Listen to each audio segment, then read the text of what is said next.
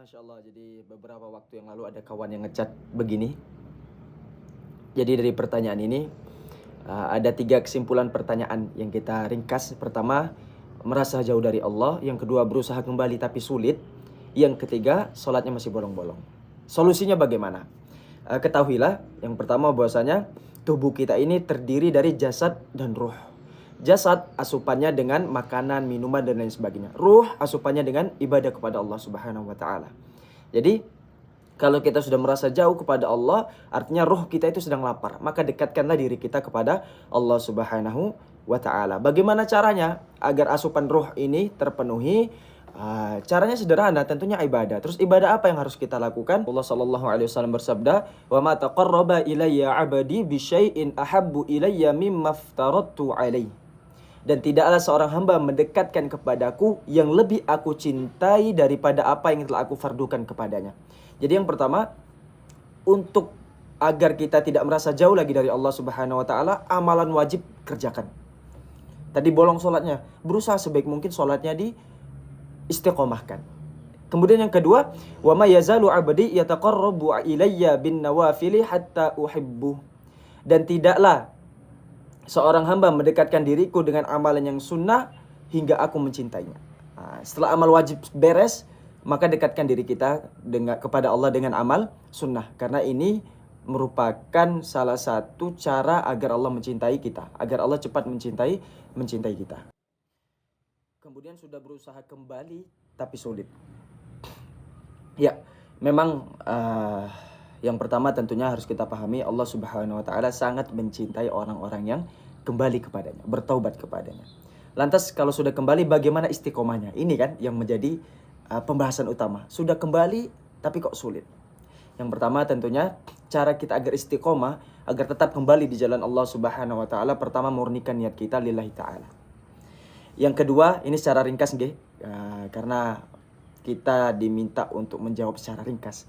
Yang kedua, yakni pastikan kita tahu fadilah amal dari amal sholat yang kita lakukan. Jadi harus tahu keutamaan sholat itu apa, keutamaan ya semua ibadah, agar kita tahu ketika kita menjalankan itu Allah menjanjikan sesuatu yang besar. Yang ketiga, cari lingkungan yang baik. Cari lingkungan yang baik. Lingkungan itu mudah kok untuk ditemukan, lingkungan yang baik. Karena ar-ruhu junudun mujannadah. Ruh itu satu sama lain akan saling berkumpul sesuai frekuensinya. Jadi pastikan ketika kita sudah niat hijrah kembali kepada Allah Subhanahu wa taala itu didukung dengan lingkungan yang baik. Cari teman-teman yang baik, cari kajian dan lain sebagainya. Yang terakhir tentunya agar istiqomah itu bagaimana caranya? Berdoa kepada Allah Subhanahu wa taala. Wa idza sa'alaka ibadi anni fa inni qarib. Jika seorang hamba bertanya kepadaku tentang aku, maka aku ini dekat. Ujibu da'watad da'i idza da'an. Aku menjawab doa orang-orang yang berdoa ketika mereka berdoa. Maka yang terakhir, yang keempat ini agar kita istiqomah adalah berdoa kepada Allah Subhanahu wa taala dan meminta orang-orang soleh mendoakan kita. Terakhir, sholatnya masih bolong-bolong ini. Kasih ultimatum dong. Pembahasan tentang sholat sangat luas, tapi ada satu kesimpulan yang menarik di surah Maryam ayat 59.